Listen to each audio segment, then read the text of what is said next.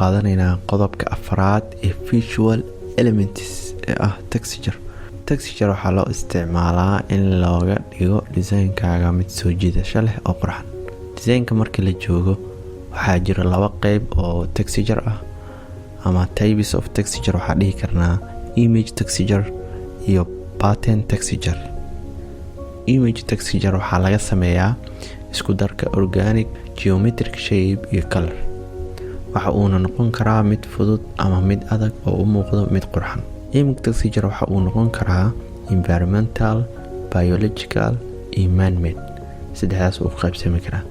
tusaalayaal dhowr ah aan aragno. tusaalayaashan isku dhafan waa dhowr xabo kala duwan oo isku geeyay. haddii mid ah u kala qaadno, environmental texture waxa uu noqon karaa sawirka noo muuqdo 4 sawir oo kale. waa mid daruuraha kale, mid wuxuu ka turjumayaa meel qalashay oo kale, mid yani meel bacaad ah, wax noocaas oo kale. marka environmental aan dhihi karnaa. Biological texture wuxuu noqon karaa yani dhogorta, yani xayawaanka oo kale, jirkiisa oo kale, sida hadda dameer farowga oo kale, shabeelka oo kale, midabkiisa oo kale, geed caleen oo kale, wax noocaas oo kale. marka waxaan dhihi karnaa biological texture qaab noocaas oo kale noqon karaa. Man-made texture wuxuu noqon karaa sida hadda noo muuqato oo kale, wax yani dadka ay sameeyeen waayo oo qofka caadi u sameeyey, shapes iyo wax noocaas isku keenay ama colors isku dardaray.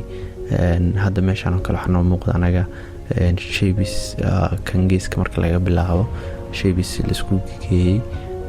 waxa noogu xigoo kale shapes kale oo asne madow iyo cadaan oo color leh. sawir caadi oo iyo yani shapes oo meel yar oo aad u kala fog in la isku keenay iyo sawir caadi oo kale. marka texture-ka qaab kala duwan loo sameeyo. marka kan waxaan dhihi karnaa man-made, yani wax dadka ay sameeyeen waay. Pattern texture waxa uu ka imaan karaa geometric ama organic shape iyo color ayuu ka imaan karaa pattern texture. Pattern texture waa la qaabeeyaa, waxa uuna noqon karaa mid fudud ama mid adag. laakiin image texture waxa uu u muuqdaa mid random ah, halka pattern texture uu yahay mid la qaabeeyay. tusaalayaal badan ayaa ka arki kartaa sawirkan oo kale ila fiiraan mar dhowr xabo la isku keeno. haddii la isku daro shapeska iyo colorska kadib la soo celceliyo wuxuu soo saarayaa texture. sidoo kale haddii la soo celceliyo loogada waxa uu sameeyaa pattern texture. Pattern texture waxa uu kiciyaa dareemaha qofka marka ugu horeysa ee uu arko qofka soo jeedkiisa kama jeysanayo designki oo yani pattern texture lagu sameeyo. qofka markii uu arko isla markii kama jeysanayo, dareenkiisu kicinayo.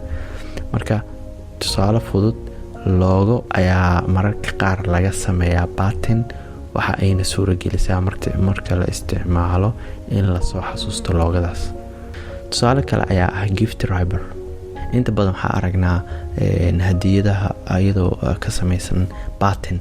marka dadka inta badan waxay isweydiinayaan maxaa lacag badan iyo qarash loogu bixiyaa patternkaas oo hadiyadaha lagu xardho ama lagu qurxiyo.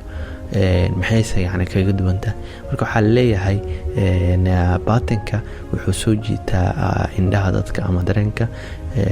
haddii hadiyada meel la dhigo oo faaruq xataa waxay sameynaysaa in meesha ay taalo ay sii qurxiso.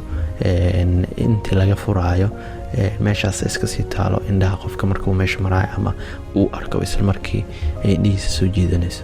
waxaa jiro texture la isticmaali jiray waagii hore sida sawiradan ka muuqdo muuqaalkeena. waxaa fiican in designkaaga aadan u isticmaalin waxyaabo yani waqti hore la isticmaali jiray. marka texture-ka ama pattern-ka inta badan update lagu sameeyaa. marka horeyna oo soo sharxnay qaybaha kala noqonayaan, qaababkii u kala baxayaan. marka wax kastaba waxaa arki doonaa insha Allah practicada iyo markaa gaarno yani waxa gacanta marka laga qabanayo. hadda marka waxa ugu muhiimsan waxa qofka inuu fahmo wax kastaba waxa ay ka yimaadeen iyo basica, yani wax kasta waxay leeyihiin rules. marka ruleska in la isla fahmo ayaa aad iyo aad muhiim ah. qofka waxa fiican waxa uu sameeyaa micnahooda, waxa uu sameeyaa sababta inuu isweydiiyo. marka cashirkeena intaanu nagu egyahay aad iyo aad u mahadsantihiin.